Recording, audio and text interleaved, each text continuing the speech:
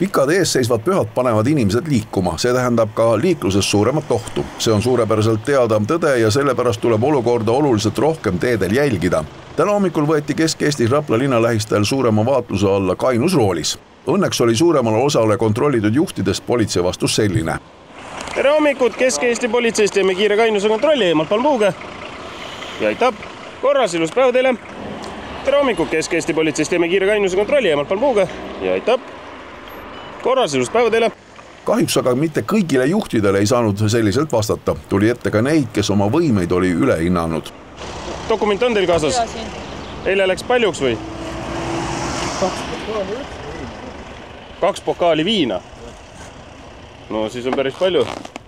Esialgu tundus, et hommik läheb hästi, aga siis kahjuks oli 2 juhti, kes enam sõitma hakkamist ei olnud päris veendunud, et eilse päeva teod oleks kehast välja läinud, et tunnistati, et oli alkoholi tarbitud. Küll näidud jäid alla piirmäära, aga ikkagi inimeste olek oli selline, et oleks võinud natukene veel oodata ennem autorooli istumisega. See näide tuleb Kesk-Eestist, aga liiklus on teravdatud tähelepanu all kogu pühade nädalavahetuse.